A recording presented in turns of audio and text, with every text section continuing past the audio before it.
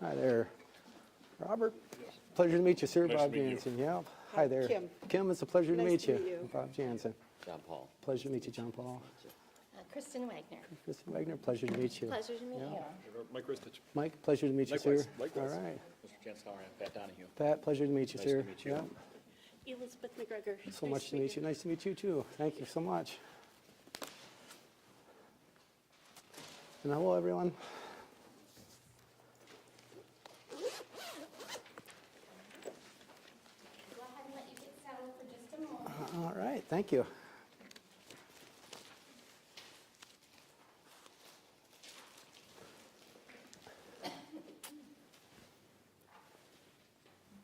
And once again, just a reminder for the members of the audience that are here, excuse me, that wish to provide feedback, you may complete an interview feedback form following each interview, and then after completion, they will be distributed to all of the board members. Just a reminder. All right, now we will proceed to our interview, which I'm so sorry the mic keeps cutting out, with Mr. Robert Jansen. So welcome. Thank you for being with us today. We've had the opportunity to review your resume. Please tell us what specifically interests you in the Waterford Superintendency and how your background and experiences make you a good fit to be our next superintendent. Well, thank you so much. First thing, President Wagner and distinguished members of the board, thank you so much for your dedicated service to this beautiful community. And secondly, thank you for this great opportunity.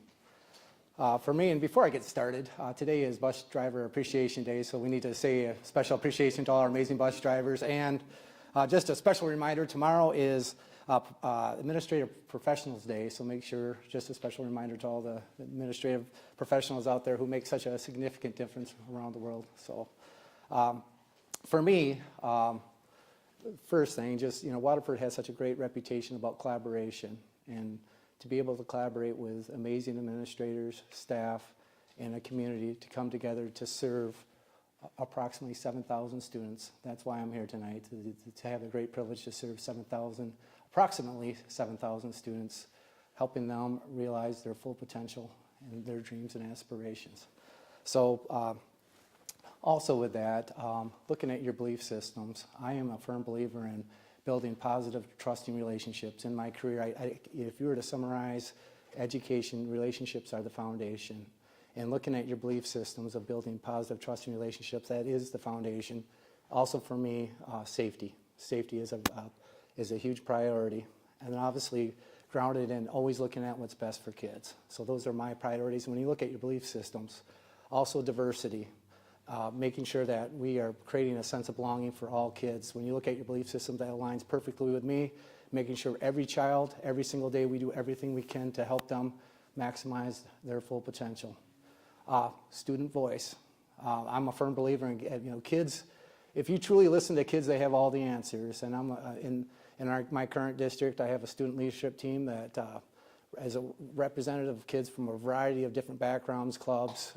Quite honestly, I invite anybody that wants to come be a part of it if they want to be part of the voice. But allowing kids to have voice, obviously in our strategic plan, the direction of the district. Anytime we do administrative hires, I value their feedback. High expectations. Again, a big belief that we need to have high expectations for myself, for you. I know you hold yourself to high expectations for kids, for all stakeholders. Again, making sure that we're raising expectations for our kiddos. And then, obviously, for me, lifelong learning. I am in my 29th year of education. I've been a teacher. I've been a coach. I've spent a lot of time as a building level administrator, both as an assistant and also at the building level. And then for the last 5.5 years, I've had the great privilege to serve the Lincoln Consolidated School District. Lincoln has provided me with so many wonderful opportunities to grow. And again, I have a growth mindset every single day, constantly looking for the opportunities to grow. And when you take all of these experiences, I think they've set me up well to serve as the next superintendent here in Waterford. As superintendent, I've had the great privilege to lead them through a strategic plan process. Again, student voice, but involving a variety of different stakeholders in our community to put together a plan that's not just a piece of paper, but a living document that's very adaptable, that it really is guiding us to the next steps as a district. I've had the opportunity to settle quite a few negotiated contracts. We're in the process right now, working very collaboratively with our teacher unit, but hoping to settle our contract in the coming weeks with our teacher unit. Curriculum development, having the opportunity to work side by side. We have an amazing assistant superintendent of curriculum instruction, but being able to work side by side with our curriculum team to make sure that there's so many resources out there, but making sure we're selecting what's the best for our kids to be able to move forward, to help them, again, every child be able to move forward academically as well. Finances, I've learned so much through the finance. We got a great finance team. Again, obviously going through the whole budget process. Right now, I'm proud to say in Lincoln we have one of the highest fund equities we've ever had as a district. Again, really looking at our priorities, I will say we've been very strategic with the ESSER money, the one-time money, but also looking at alternative modes of funding. I'm proud to say that last November, for the first time in Lincoln, this is our centennial year. And first time in 100 years that the district has gone for a sinking fund. And through our strategic plan process, we were able to go before our generous community and pass a 10-year, $2 million sinking fund that's going to set the district up financially for many, many years to come. Quite honestly, I know this position was posted back earlier this fall because it was our centennial year, and with the sinking fund being on there, was not looking to apply at that time, obviously. I have a strong interest in Waterford. My family and I have spent a lot of time in this beautiful community with all that it has to offer. Have met many of the great people that live in this community. But timing for me just was not ideal. I want you to be real clear today. I'm not looking to run away from Lincoln. I absolutely love the district. We have an amazing school board. I'm fortunate and privileged to work with some amazing administrators. I'd argue our staff with anybody in the world and the most beautiful kids anywhere. But where we currently reside, it's about an hour plus commute today, about an hour 20 just to get to work, and then to come back.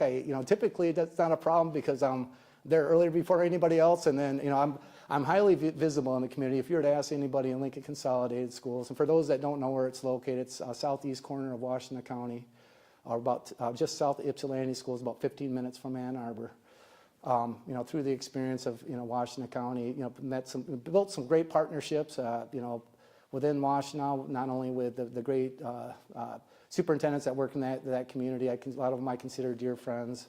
We've built some amazing partnerships, not only with the University of Michigan, University of Eastern Michigan University, Hospital, Trinity Health. We built some great partnerships. All of what I'd like to do if I get the great honor to come up here. But again, you think about that, an hour, 20 minutes getting to work, an hour 20, people in Lincoln, a lot of them think I live there because I'm so visible and so active.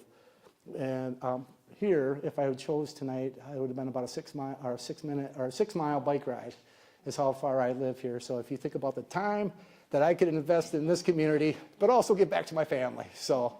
But I just want to be real clear tonight. I'm so honored to be here tonight, but it's not because I'm trying to leave Lincoln. This is the only place I've applied, Waterford, and I would have considered it in the fall, but with our centennial and then the fact that we had the sinking fund on the horizon, those were very important. And I love our community, Lincoln, like I said, the board, my administrative team that we've been able to assemble, and just a great staff, the parents, the community. It's a great place to, and have felt very honored to be able to serve those amazing people. So thank you. Well, thank you. All right. Now all of our board members will ask questions in a round-robin format. Yep. I'm going to turn the mic over to Trustee McGregor for the next question.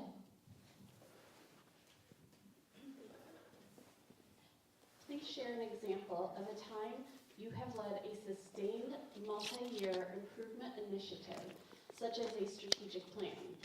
Be specific regarding the situation, the task at hand, your specific role, and the outcome. Well, Trustee McGregor, great question, and thank you for it. I'd like to start out by talking about our strategic plan in Lincoln. I had the great privilege to lead our current plan. And first and foremost, before we got started, it was important for me to go out and really research quality plans that are out there and be able to pick the brains from leaders of districts, high functioning districts that had quality plans in place. I'm a member of the Future Learning Council, which is a network of superintendents across the state of Michigan, being able to pick brains from some of the great leaders in the state, great mentors. So for us as a district, it was important before we got started to really have some deep conversations about where we wanted to be in 5 years, 10 years, 25 years, and working backwards from there. And as you all know, the world's changing very, very quickly and trying to keep up with the pace of change.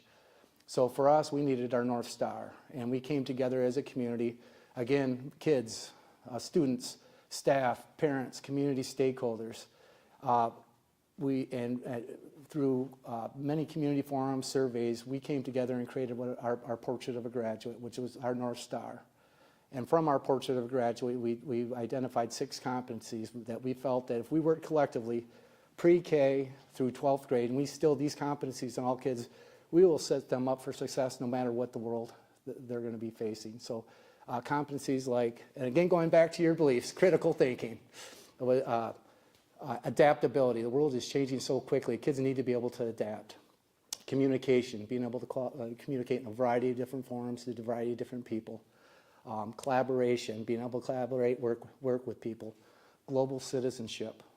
Our world is, as you know, with technology, we need to be able to understand different cultures, be appreciative. We live on a beautiful planet, figuring out ways to be sustainable. This was important to our community. And then the 6th competency, which I think is the most important, is empathy. Technology, there's all kinds of things, but we need to create good human beings for the future. So these were 6 competencies that were very important to us as a community. And complete, buy-in, there was a lot of input. And then working backwards, we took our Portrait of a Graduate, and we created what we call our Century 21 Roadmap Team. Again, a variety of stakeholders, our union leadership, administrators, teacher leaders. We had opportunities with kids, community members, and created some surveys where we gave opportunities for feedback throughout the community. And we came together and had some great discussions in community forums where we talked about what the priorities, where do we want to be as a district. We have our North Star. Now we devised a strategic plan that it was very important for me. It just wasn't a plan that was going to end up in the desk or on the web page that nobody ever looked at, but a living document that was adaptable. It used to be when I first started in leadership, you created a plan that was going to be 3 to 5 years, and then you revisit after 5 years, but the world is changing too quickly. So we needed to make sure that we had items in there that were adaptable. So we came up with 5 goal areas that the community felt like these were our priorities. And then we devised, the plans to unpack what the plan was going to be. And then we have our Century 21 team that oversees the plan so that we have regular updates, so we check in with the community, get their input, let them know, making sure that we're connecting where we need to be. And then, like I said, checkpoints so that we're monitoring. Our sinking fund was one of the elements. Our district had never gone for a sinking fund. Our average age of our buildings are 50 years old. So to be able to take this sinking fund and now be able to take money, we were paying for things out of our general fund. So now we're able to take money out of the sinking fund that we'll be able to put back into the classroom, to put back in what really matters to people in our district, right? But, now we can pay for facility upgrades, instructional technology upgrades, safety being our priority. We're going to stay in the forefront of safety, so now we have the lever with our sinking fund to put safety features first, and then obviously you can now purchase buses out of the sinking funds that we used to use our general fund dollars. So taking all those dollars, freeing up to our general fund. So again, a very collaborative process, very proud of our sinking, our strategic plan, and I truly believe that we're 3 years in, we're making progress, and the future is very bright for Lincoln Consolidated Schools. So thank you for the question. As a superintendent, how would you work to ensure and enhance the sustainability and reputation of our district? Great question. As a superintendent, obviously I look at myself as the lead cheerleader, being out there, being a positive representative of the school district. first by building positive, going back to my core, building positive, trusting relationships. So, obviously for me, doing a lot of listening. I would want to listen to each and every one of you, find out what your priorities are, spend time in the community, listening to staff, administrators, stakeholders, union leadership, community members, and finding out what their priorities are. And I just want to double check to make sure I got the question again. So, your reputation. One of the things that's important for us in Lincoln, we do regularly, is invite people into the district. So, community business leaders, I have regular meetings where we bring them up, keep them up to speed on what's happening in the district. Our local clergy and pastors, I meet regularly with our church community leaders, just to let them know what's going on in the community so that we can coordinate and have opportunities to hear what's going on in the community. Our local leaders, legislators, state registers, I regularly meet with them to build that positive relationship, let them know what's going on in the district. So when you need something, we already have that relationship established. Again, just finding opportunities that, for me, being very visible in the community. So when I'm invited to events, being present and whatever the activities, the different community groups that are out there, obviously within the school community, being visible at kid events. When I'm invited, you'll see me at a variety of different events, and not just the popular ones. When I get invited, it's important for the community to see you present. I love visiting the schools. I love reading to kids, but spending time interacting with kids, hearing from them. And so within the community, those are a lot of the things I do. Now outside of the, it's obviously being that champion of building partnerships and relationships, looking for alternative methods. We can rely just on our general fund, the state funding, but it's important for us to find alternative revenue sources. So building partnerships. In Lincoln, we've established a partnership with Toyota. It's called Driving Possibilities, which has opened up doors for possibilities for a lot of our kids in relation to STEM. So not only curriculum alignment, but giving kids opportunities and experiences. Going back to one of your core beliefs, not all kids have the same experience as others, just by the home that they're born in. It's important for us to open up the doors of possibilities, giving those authentic experiences. And through our partnership with Toyota, kids are able to go experience real-life opportunities. Then also just networking around the state, being a good liaison. I have my network, not only in Washington County, like I said, I have great friends down in Washington County, but expanding out, being a part of organizations. I've networked across the state with various superintendents and organizations across the state. I'm part of MASA, the Future of Learning Council, the Alliance for Student Success that Waterford is a part of, that your former superintendent, I had an opportunity to meet through the Alliance, but being able to connect, to network. I'm also part of some national organizations, IEI. I was a part of a group of superintendents, a small group of superintendents in the United States were invited to Helsinki, Finland this last September to be able to go network and be able to learn about their education system, which was fascinating. But again, going out, being a liaison, being that positive front for the district and bringing opportunities and experience back for our kids.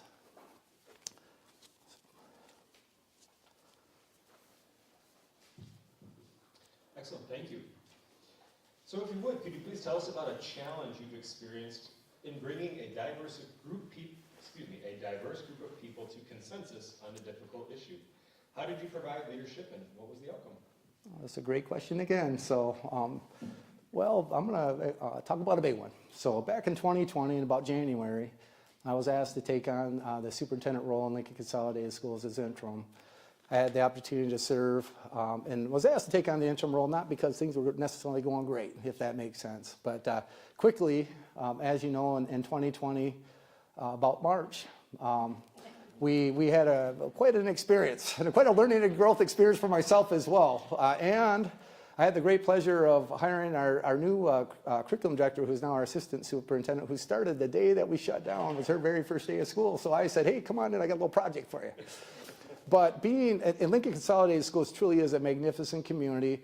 The one thing about Lincoln is there is no distinct downtown. We are the center of the community, so we often take on extra roles. So we took on also not only the education component, but we immediately went to, we have kids in our community that rely on us for food. So my initial thing is, how are these poor kids going to be able to eat in the family? So we quickly turned within a short period of time, we figured out a way to distribute food to our families and community. We turned our transportation department into a food delivery source, and then we, fortunately, our community had just passed a bond to one-to-one devices. So we had a bunch of boxed up technology that we had to figure out how to get deployed and to also educate not only our administrative team on how to work remotely, which we hadn't done before. We were a little bit behind in that area, but also get devices deployed out and figured out how we were not only going to feed but educate our students.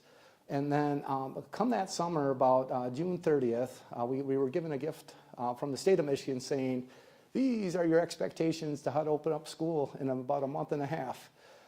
So again, our team, we rallied together. We had to figure out how we were going to provide education in a safe manner to all of our students. And so we worked tremendously hard. And Lincoln is a special place. You know, we have a lot of diversity. That's what, you know, a lot of the beauty of our community. We sent out a survey and asking the families for their feedback. You know, would you like virtual? Do you want hybrid? Do you want in person? And as you would imagine, it was split in thirds.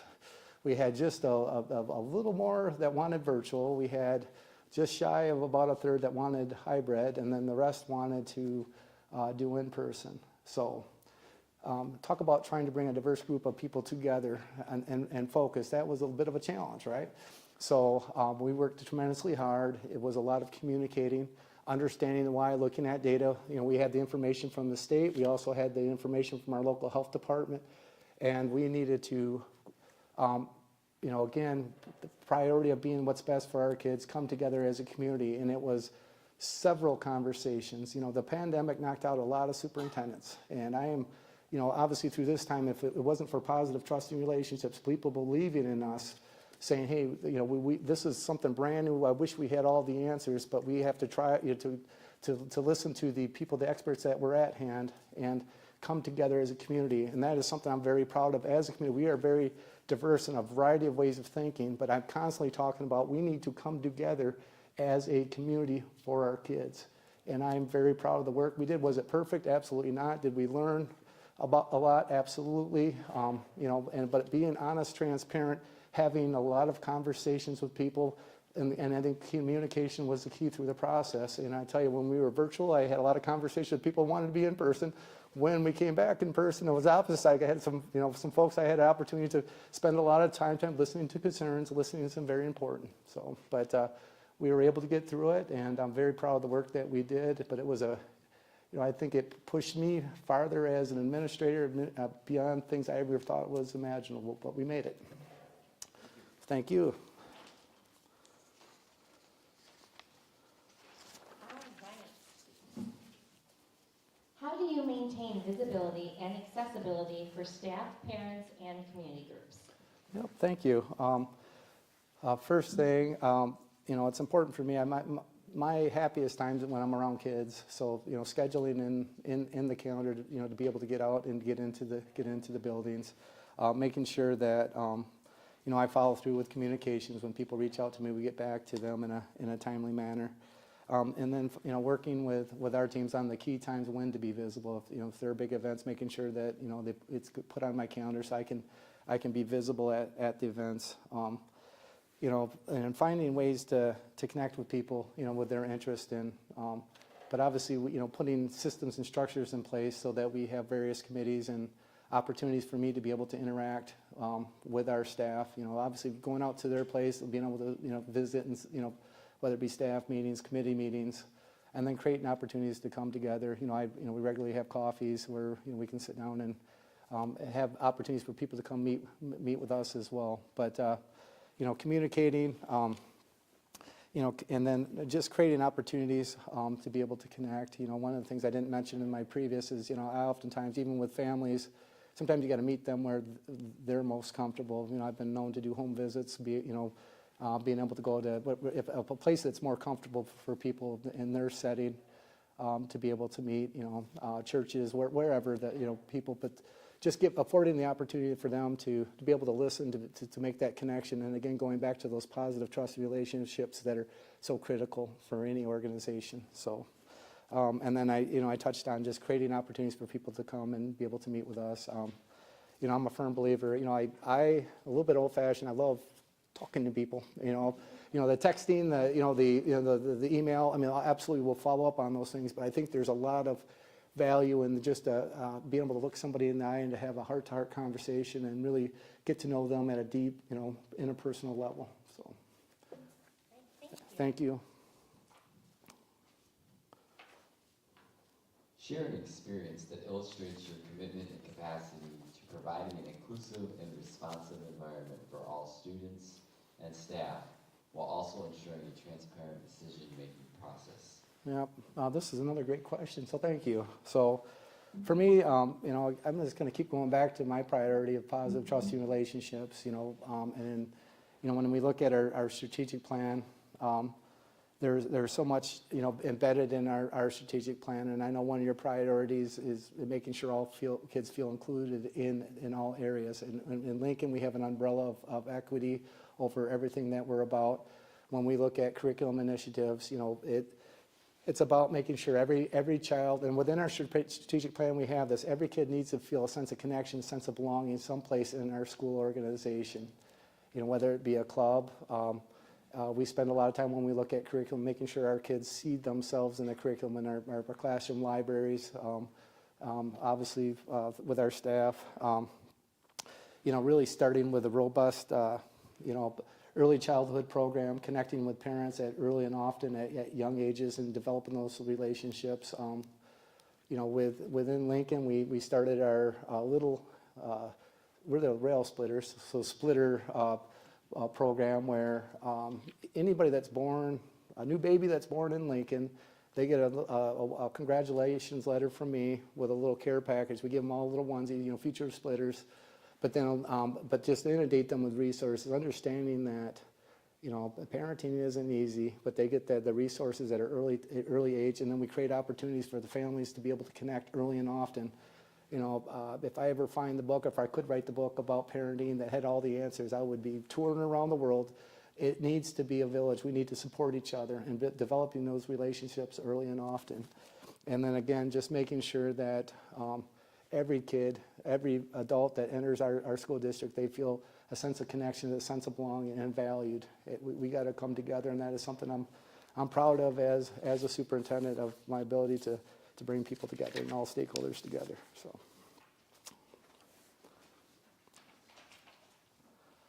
and then I think I mentioned a little bit about our partnerships that, in addition to bringing other opportunities and people into the district, so all of our kids can see themselves, early and often finding what their interests are, but then also making sure that they can see the pathways, that they see themselves in the future roles and in all roles too. So.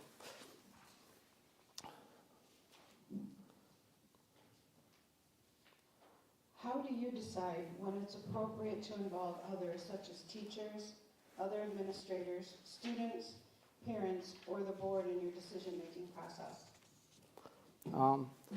Another great question.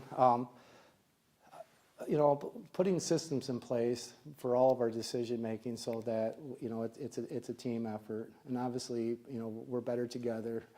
And I truly believe if people feel a sense of ownership in what we're trying to implement, you can go a lot further. If I just stand up, I know I have a lot of partners, I know a lot of great resources out there, and I say, hey, we should do this, you're not going to have the buy-in. So it's important to involve the people. And within Waterford School District, you have some great instructional people, great teacher leaders, great curriculum leaders, and it's important that we work collectively. Everybody has their strength areas. They understand what's going to work with the kids, and it's important that we involve them, and of course involving kids in the various decisions oftentimes. So whatever the decision might be and who it's going to impact, if we can involve them in the decision-making process, you're going to have that ownership and buy-in. So creating those structures, our strategic plan, we invited everybody to be part of it because it was the communities. It was not Bob Jansen, it was the communities. This is a living, breathing document that's moving our district to a bright future, and everybody feels a sense of ownership to it. The one area, and one of my priorities, is safety. Obviously, if it's going to be something, people entrust their babies with us, and we need to keep them safe. staff, the families of staff members that work here, they send their loved ones here to work. We need to ensure they get home safely every single day. So if it's going to be something with safety, obviously I partner with our safety coordinators, but if I need to make a quick decision, sometimes it's not a collaborative decision, it's to keep the district safe. Although I get a lot of feedback on snow days often, those are often the decisions. There's never a right answer sometimes, but those are decisions we have to make with, and it's to keep people safe. So anything that impacts the broader, whatever the decision, and obviously the board, we keep you well informed, and if it's something that obviously love to have board input on a lot of the decisions we're making, and before we bring recommendations, to you. So, but really anything that areas that's going to impact the stakeholders we involve them. We have structures in place, committees in place, so that people can have input and have the opportunity for buy-in. But then anything safety related or anything that's going to harm a child or harm somebody, then I'll insert myself, because we're here to make sure we take care of each other. So.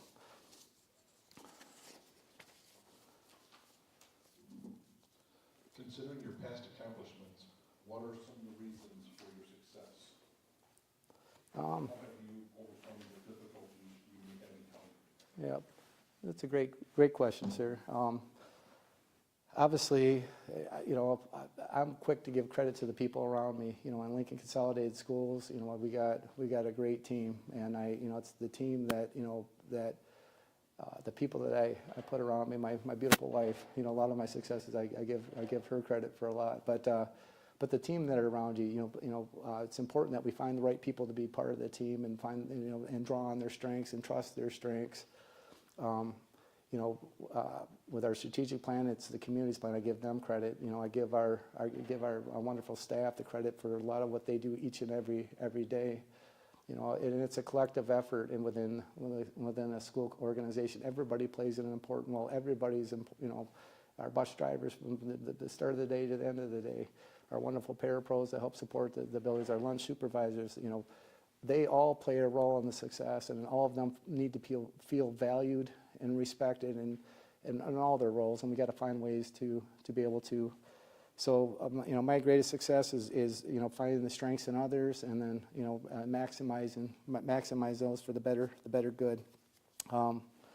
You talked about overcoming some difficulties, and just broadly, one area that I think we're all struggling with. We can never get in front of social media, and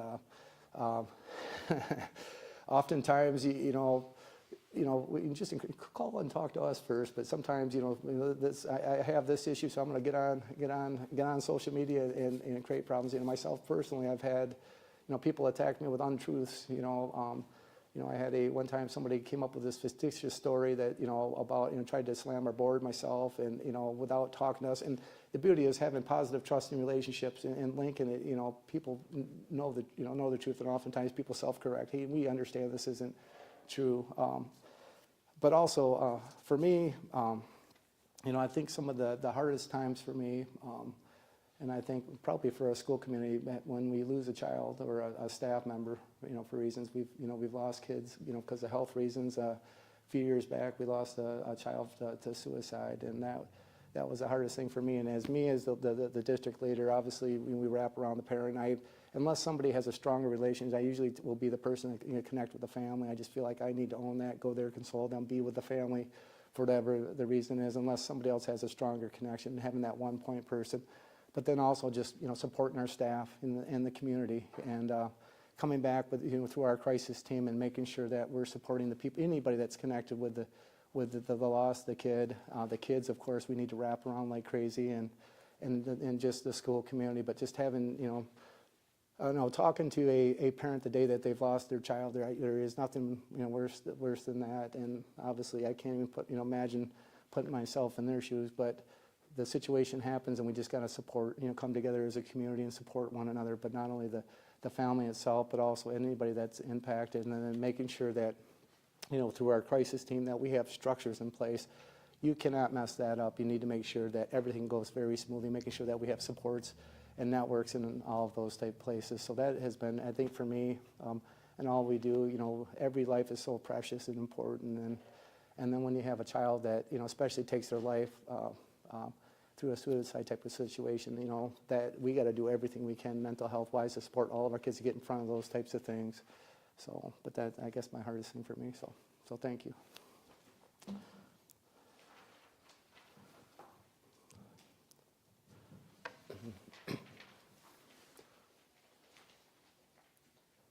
What does an effective relationship between the board and superintendent look like?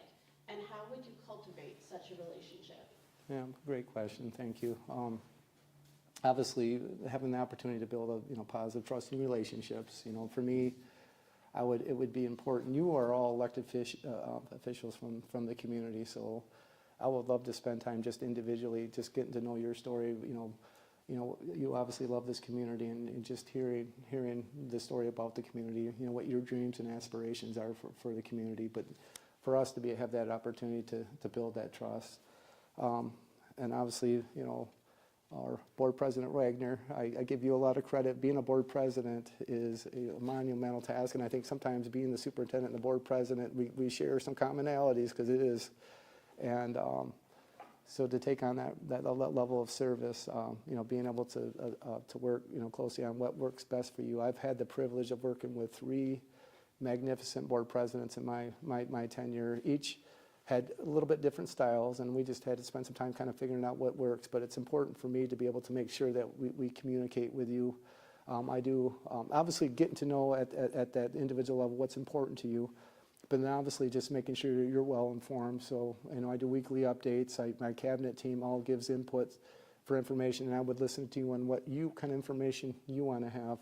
If there's ever, you know, it's important for me for none of you to ever get blindsided. So if there is something going out in the community, I make sure I communicate with you directly. You know, I would listen to you what your preference is. I have a text strand so that if something happens, sometimes there's typos because I'm dealing with an emergency, but I want to make sure you're aware of what's going on. But and I apologize for that ahead of time. But making sure that, you know, we give you accurate information so you're never blindsided on what's happening. And then obviously you have established policies. I had the privilege of, we were a NOLA district. We transitioned to Miller-Jansen, which I know, I believe is your policies too, as I looked at it as well. So I'm very familiar with Miller-Jansen, and then feeding out the administrative regulations. So really getting to know your policies and what the expectations are, and then making sure that, you know, we're putting together administrative guidelines to follow through with those items. And then obviously just working collectively on making sure that we keep you well informed. And I think that level of trust, I mean, obviously you're serving because you care about this community, and it's collectively us coming together. You know, the sky's the limit in my vision. Is we are here today, but we're constantly looking for improvement, and, you know, collectively with your vision, you know, working closely with our wonderful staff, administrative team to, you know, to realize what your visions and aspirations are. So, but I think the trust, the communication, and collaboration is so important. So.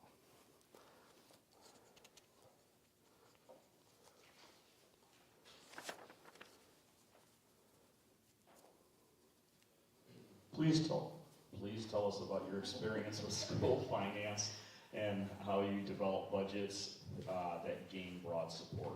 Yeah, absolutely.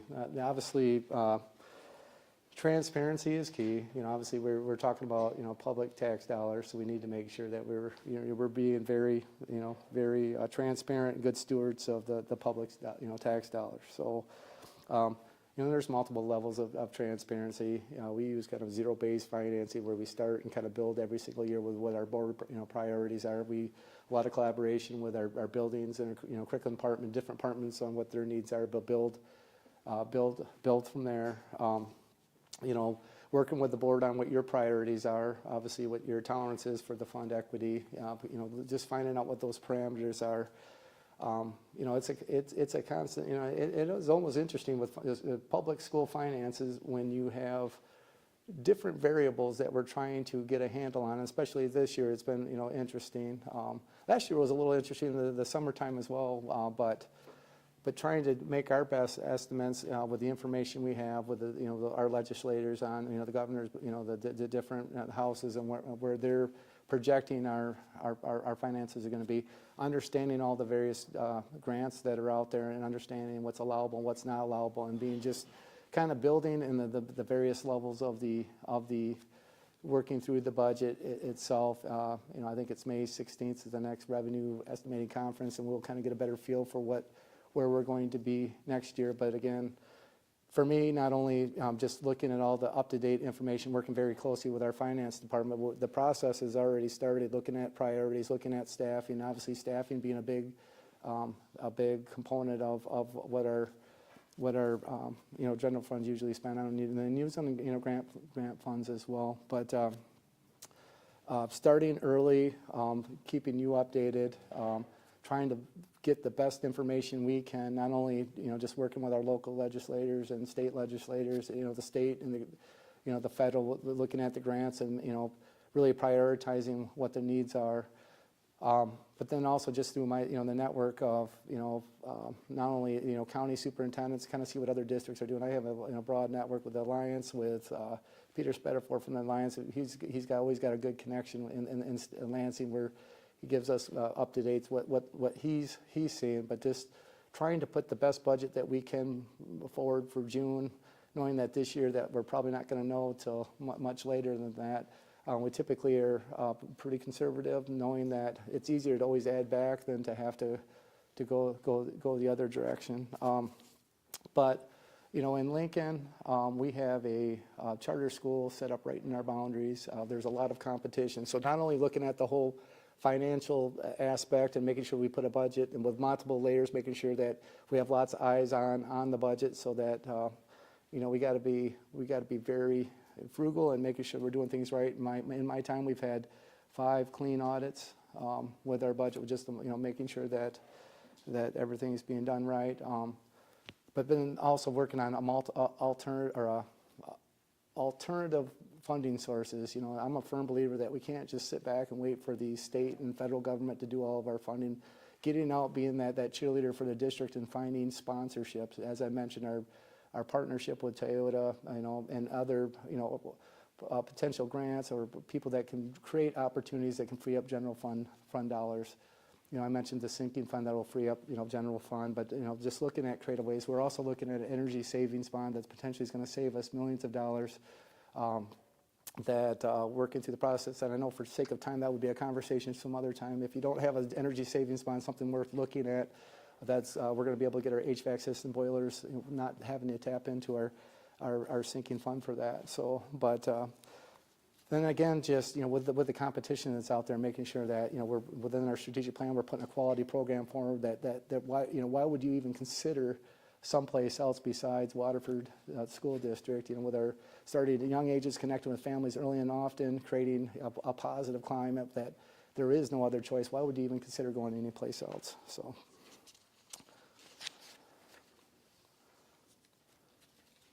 Thank you so much. Yep, thank you. Thank you. So how do you recruit, develop, and lead a management team? Could you please give us an example of how you've done this in the past? Absolutely.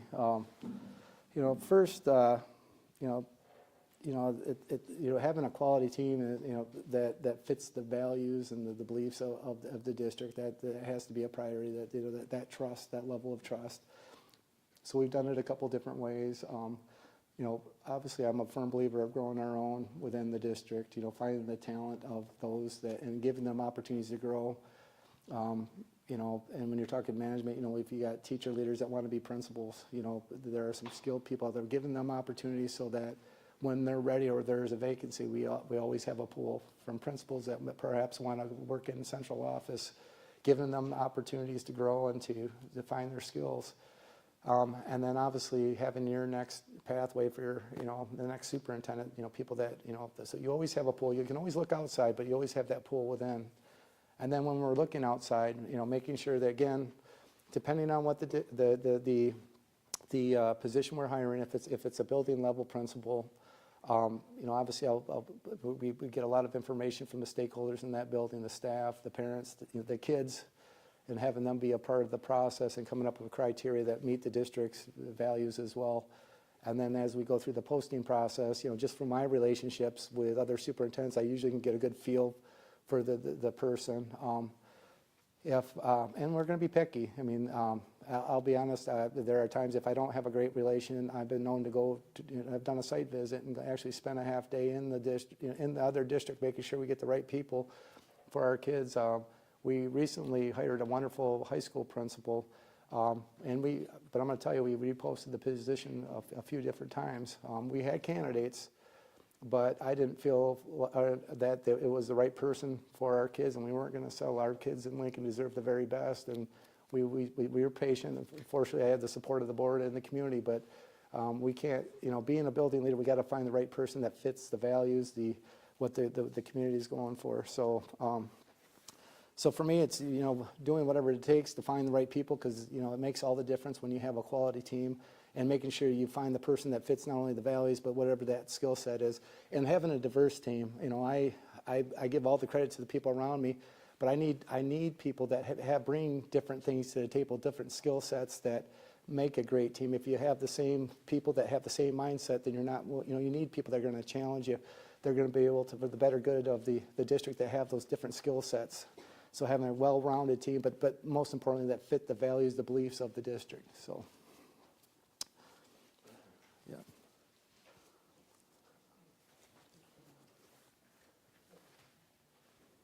All right, thank you so much. What unique skills or leverage could you bring to this position, and how will the Waterford School District be served by this? Yeah, well, you might have picked up a little bit, but I bring a lot of positive energy, and that, a positive outlook on life. Every day, I believe every day we got to find the beauty in every single day, every single moment, and that is something that you're going to have a superintendent be your number one cheerleader that obviously wants to build strong, deep connections with the entire school community. Relationships are so important to me, but but not only just that good representative to not only working alongside you, but outside the Waterford district. You're going to have somebody that you'll be proud of, that's building partnership relationships with a variety of stakeholders from around the state, and you'll have the network that I've already created, but then I hope to continue to extend that to everything to come back and benefit Waterford. The opportunity to build partnerships with outside agencies, and somebody that the community can look to for pride. And I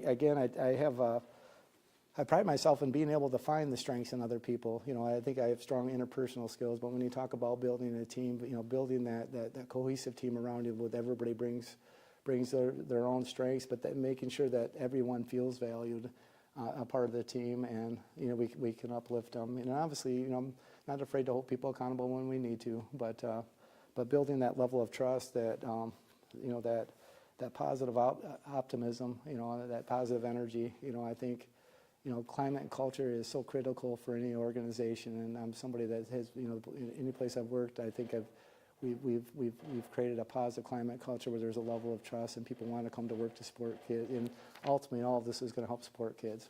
So. All right, thank you so much. Yep. We've got about 9 minutes, Okay. so we do have time for a few more questions. We Sure. just want to give you that heads up. Yep. So we're going to pass on to Vice President Torres for the next question. Describe how you function and communicate effectively and respectfully to staff and community within the context of varying beliefs, behaviors, and backgrounds. Yep. I think just having open and regular, transparent communication, actively listening to understand, everybody has a story, and whatever, and you need to slow things down, whatever the important issue to that person at the time is, making sure that they understand that their issue at that moment is the most important thing in the world, nothing else that matters, and then being able to build that strong connection. And then for me, all people need to feel heard, and obviously asking questions for clarity to truly understand whatever the issue might be, and then respond in an effective, transparent, timely and empathetic way. Sometimes, obviously, you got to get back with people. They may not hear, get the answer that they want to hear, but understanding that you've been heard. This is the why behind whatever the decision is, and then go from there. So, but and again, I think I shared before, the variety of different methods of communicating. Always trying to stay at the forefront of that, but I prefer, face to face or a phone call, just so they can hear the tone of your voice. So.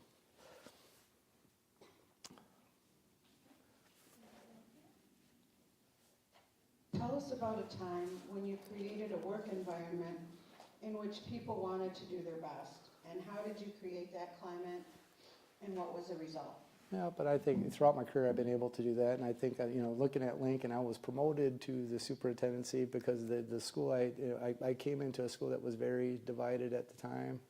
We were able to come together again by building positive trust and relationships, following through, really addressing things, being that leader that maybe dealt with some issues that needed to be dealt with, but listening, active listening, being the cheerleader for the district. Bringing that positive energy, connecting with people at that, like I said, that deep level, celebrating successes, and then being there for people in the hard times. I think, obviously everybody goes through hard times, and, being a good listener and supporting people both in the highs and the lows and building those deep relationships, following through with things, but I was able to change the climate at that particular school. I was promoted at the superintendent, and now every staff member needs to be appreciated. We've created our Above and Beyond program, and just real quick what that program is in Lincoln is people. There are great things happening every single day, and I encourage people to document, recognize another staff member. They write a little story about somebody that's gone out of their way to do something for a kid or another colleague, and then those that turn that in, we'll go spend a half day filling in whatever position. Besides, I don't have my CDL, I can't drive a bus, so we'll figure that one out. But any position, I'll do the best I can. I can't say I'm going to do a great job, but myself and some of my colleagues from the central office will fill in that role. And what I do, ask for permission to share those. So every day in Lincoln Consolidated Schools, the first thing people see in the morning is Above and Beyond. So it's a positive, inspiring story about a colleague. So just little things to set the tone for positivity. I'll go a long ways, but I have a variety of examples that we can maybe talk about at a different time because we're getting a little short on time. But thank you.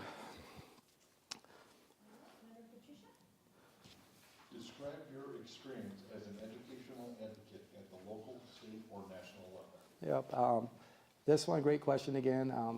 Building relationships with all of our local leaders. We have regular meetings with we invite all of them to Lincoln so they know what's going on in Lincoln. But just developing a relationship with all of them at all levels, and that is something that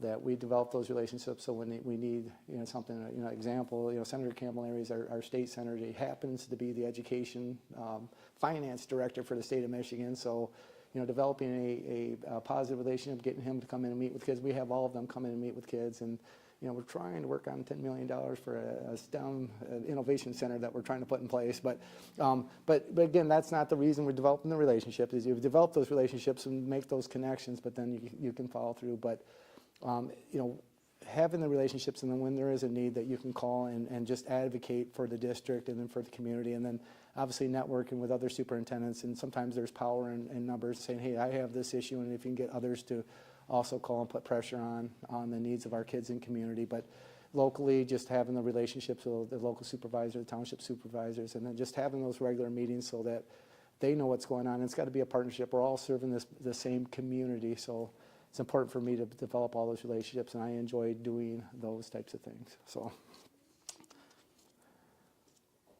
All right, we can do a really quick one last question. All right. We've got about 3 minutes. You so got I'm it. going to quickly pass it to Trustee McGregor. Yep.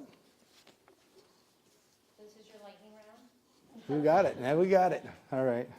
Tell us how you have used your knowledge of student learning and educational research to guide curriculum development and increase student achievement.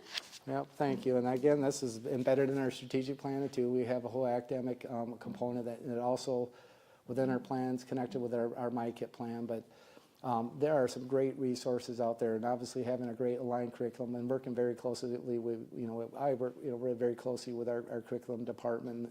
And if I wasn't superintendent, I think curriculum would be my cup of tea. If I, I love the curriculum, the ability to be able to find what best meets the needs of kids. So with my knowledge, it's, taking a look at what the needs are, what the opportunities are out there, and then getting to know the community and the kids, and then working very closely with either your curriculum department, listening to teachers, staff, other, paraprofessionals, what the needs are, and then finding the best resources to be able to meet their needs.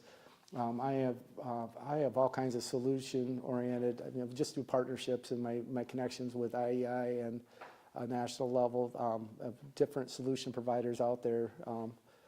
And obviously with AI moving so quickly, there are all kinds of products, but what we have to do is you can throw in a variety of different things. It has to be something that that meets the needs of our community, what our beliefs are, and that's something that we've done. We've made sure that we bring on the staff, the people that will be using the resources, and get their input so that they feel a sense of connection and ownership to whatever we're going to be implementing, because they're ultimately the ones going to be using the resources. But this is an area with more time, I'd love to talk about more. But thank you. Yeah. All right, well, we do appreciate your interest in our superintendent position. The board is interviewing a number of candidates, and we will contact you if you're selected as a finalist. Thank you so much for coming. We really did enjoy meeting with you. It's been my pleasure. Thank you, everyone. Thank you. And for those of you that are filling out, please get those completed and get those over to Greg. We would appreciate it. And we are going to recess for a 10-minute break. Is it okay if I say thank you very much? It was nice meeting you. It was a pleasure meeting you. It's a pleasure meeting you. Thank you very much. Thank you so much. Pleasure. Yeah, thank you. Yes, thank you so Thank you, much. President. Pleasure. Thank Thank you so you. much. Nice to meet you. It was nice meeting you too. Thank you. It was a pleasure Thank meeting you, you. It's ma'am. a pleasure meeting you as well. Yeah. Thank you, sir. Thank you very much. Appreciate it. Yeah.